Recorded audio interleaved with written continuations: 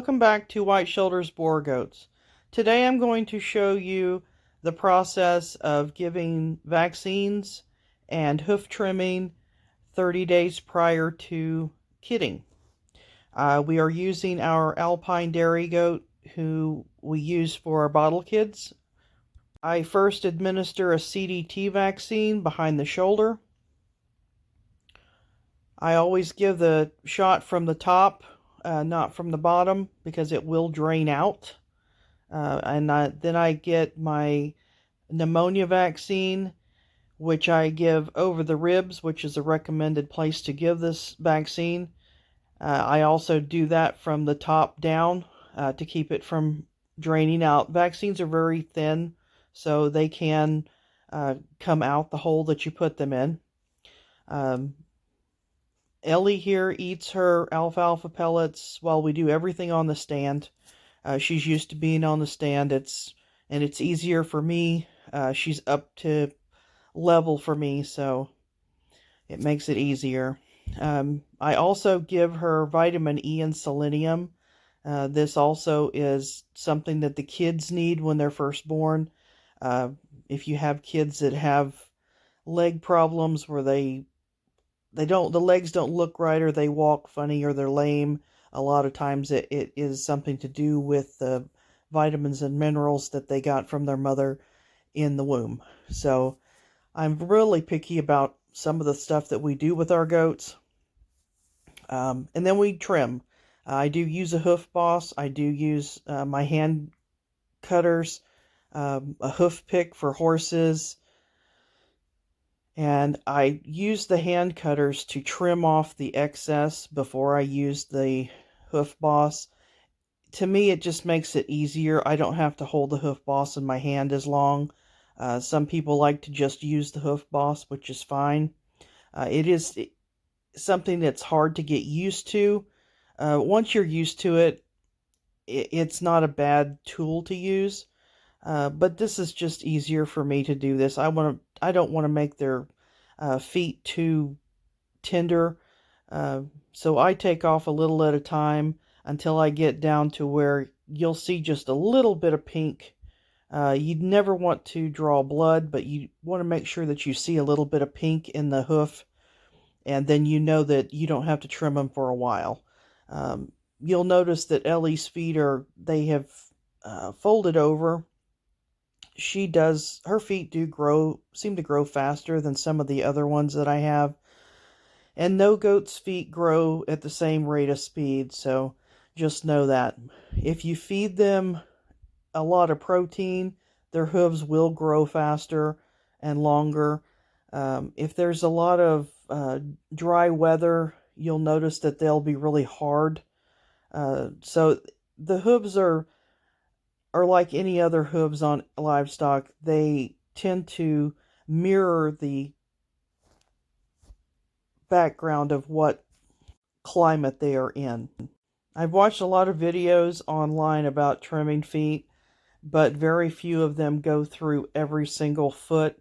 So this is going to be a long video because you're going to see every single foot be trimmed on this goat.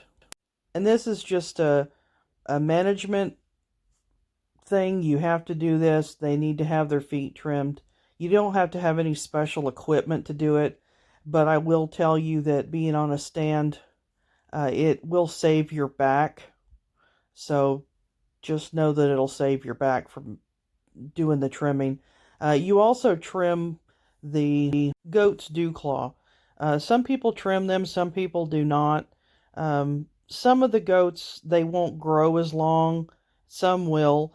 You just have to take a little bit at a time off of these. You do not want to make them bleed by any means. You just want to trim until you see it's shiny, and you don't have to trim all at one time. You just have to be really careful not to make it bleed, which is a big thing, because if you make them bleed, they're not going to be very happy the next time that you trim them. So just take your time, 1 foot at a time. You get tired, put the foot down, pet the goat. It's really easy. Some people get used to it. Some people hire someone to have it done, which is fine. whatever is easiest for you, it should be the way that you should do it. The front feet seem to be the easiest to trim, and they don't usually have a lot of problems with the front feet, I've noticed. Ellie here did not have any hoof rot. You will definitely notice if a goat has hoof rot, because when you trim them, they will not smell very good. And if they do, there are products that you can use to get rid of that hoof rot. But I would advise that you wear rubber gloves when administering that, because from experience, if you don't, um, it will probably make you sick or make you feel funny for at least a day afterwards. I know I did this over the summer. I used some stuff and I didn't use the rubber gloves, and I could taste it. It's like a metallic taste. So just the little things that you should know about that. You should also wear gloves when you're trimming. It will save your hands. If a goat pulls their foot out of your hand real quick, they can accidentally poke you with whatever you have. If you are running the hoof boss, you should be wearing eye gear to protect your eyes. And I will tell you also that you probably should wear a mask or a handkerchief over your face, just to cover up your mouth and your nose, because those little fine pieces of hoof that get ground off of there, they don't taste very good if you don't wear that. I do know that from experience. I learned the hard way. You should wear a mask when you're doing it. So just little pointers I'll put out there so you can know, the ways to do it and the ways not to, because the safety way is always the best way. And I always do the front feet and then the back feet. I don't just go from one side to the other. I do front to back. So, I mean, like I said, you can do it whichever way is easiest and most comfortable for you to do it. Just take your time doing it, because it's an important management thing that needs to be done. And I've noticed a lot of people don't know how to do it, or they just don't do it. But it makes the goats feel better to walk on level feet than to not walk on level feet. Now, also, when you're using a hoof boss, you should probably wear leather gloves. As you can see, I did not wear leather gloves. I have used the hoof boss enough that I know how to keep it away, but when the bottom line is, it is a grinder, and you should be very careful with it. I don't use the most aggressive disc on it, but it is a fairly aggressive disc that I use. So you have to be careful of your hands, because that will come through those, not those just cotton gloves. So a good pair of leather gloves that aren't too tight are probably best to use with them. And like I said, you should wear eye protection and a face mask when you're using this tool. I don't use it. It depends on the goat. This goat, I just trim off the excess, and then I use it to get him level and take off some of the edge and some of the toe, just to make him look better. The hoof boss is also really good for getting hoof rot out of the foot, and then you can treat the foot, and you will notice that it will heal faster if you use a hoof boss when you have goats that have hoof rot. Hoof rot is just one of those things that they're going to have it. There's nothing that you can really do to prevent them from having it. They can get it in the cleanest pen, or they could get it out in the pasture. It's just there. So it's nothing really anybody does wrong. It's just something that they get.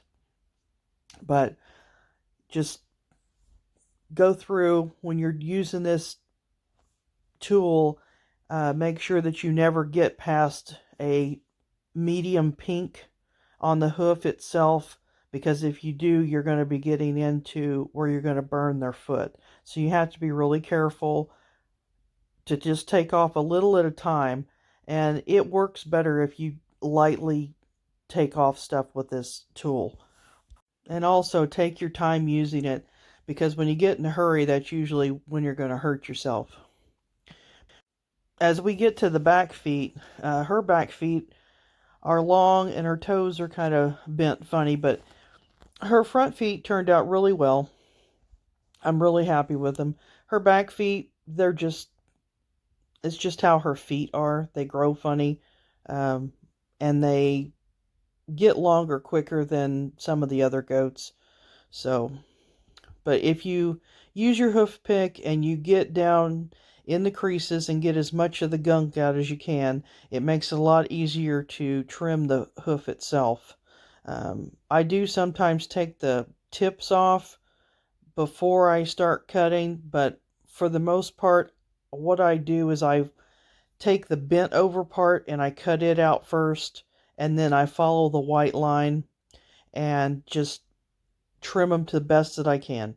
I try to get them as short as I can so I don't have to do them as often, but sometimes that's not always necessary. It doesn't always work that way. So um, sometimes you can't get the hoof pick in there and you have to use the cutters themselves to get stuff out. But a very sharp pair of shears is a plus.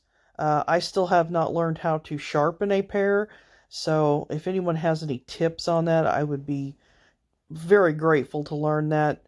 Right now, I use a chainsaw file, and I will just run the file over the edge a few times, and it works probably every 2 feet. I have to redo it to make them sharper, but it works. So that's what I'm doing right now. If anybody has any ideas on how to make it better, I would be grateful to know what that is, because it drives me crazy to have to keep doing that. It would be nice just to do, sharpen it one time for one goat. I'd be happy with. But anyway, you take the hoof boss and you just level them out just like you did the front ones. Just be real careful you're following that white line. I know my camera is not like focused in really tight on that, but you really do follow that white line, and that's how you get them nice. Um, some people just do like a 5-minute video, but like I told you, I was making sure that I did every single foot, so you got to see every single foot, and then you'll see afterwards. So that's what I tried to make it so everybody could see that. And the Hoof Boss itself is not a real loud machine, but the reason why I'm talking through this whole thing is I have a young baby goat who is very vocal, and she made more noise than the Hoof Boss did. So that's why I did it this way. But you can see I just cut right along that line, and I know I probably make it look easy, and it probably is easy, but you have to do it a few times before it becomes that easy. And sometimes it's the way that you hold the goat's leg. See, I had to turn around because she fought me a little, but standing right directly behind her made it a lot easier for me to kind of keep her from pulling her foot away from me. But, as pregnant as she is, me having her foot up was probably not making her very happy. Some people don't trim the feet before their kids come. They wait till afterwards. I think it's more stressful afterwards because you got little kids screaming, and you got the mama goat screaming because she wants to be with her babies. So I do it before the babies come. It's just my preference. I'd like to thank my cameraman who helped do the video of this, because this is one of those that you never know if you're going to get your camera in the right spot to get everything, and he was right there making sure that he got everything. So thank you, Job. And I don't show my goats or anything, but I still like their feet to look nice when I get done with them. So, and it can be hard to do these, and it can be hard to do 2 or 3 or 6 in a day, and there's always no hurry. So if I can do 2 in a day, I'm happy. And this day I actually did do 2 of them. I didn't video the second one, but I did trim a second one that day. When you have 23 head of goats, doing them all in one day is sometimes not easy on a person. So that's why I did it the way I did it. And Ellie was happy for me to be done. She was ready to come off the stand, but I had to brush her first. Got to get all the dust and dirt off of her. And she likes that part, so. And you'll see my dog under there, Pip. He is eating the trimmings from her feet, which is his favorite part, I think. So when I finished brushing her, I put the ramp back on so she could get down, because I don't like making them jump up, because my stand's a little higher than most people's stands, because I'm a little taller, so I wanted a taller stand. And I don't like the goat jumping down, especially when she's as heavy bred as she is. So I turned her loose, and she didn't want to come down the stand with me, so I just walked away and let her do it herself. Which you don't want them to fall off the stand at any time, but especially when they're heavy bred, you don't want them falling off the stand, so you just let them come at their own leisure. And she was happy to come down the ramp and then go back to her own little area. She has her own shed and her own little paddock that she lives in because she doesn't like anybody else, but mostly because I have my milking stand and everything inside this building. So, but anyway, I'd like to share with you the snow and sleet and ice storm that we received yesterday. Some people don't get to see ice and sleet and snow all at once, and you can't stand up on it sometimes, so I had to put the ice cleats on my shoes this morning, and I zip tied them, although I didn't show you that part, but I did zip tie them to my boots so they wouldn't fall off, because I don't stand and walk very good sometimes. But we lost a lot of tree limbs on one side. Nothing too drastic, but they're just, I'll have to clean them up later whenever the ice and snow melts and it's not muddy, but I'm not doing it when it's cold outside right now. So, but it did take out when the limb broke, it broke my outlet that my plug was plugged into, so we had to replace that today, but all's good. So thank you for watching. Make sure to like and subscribe, and I hope to see you guys next time. Thank you.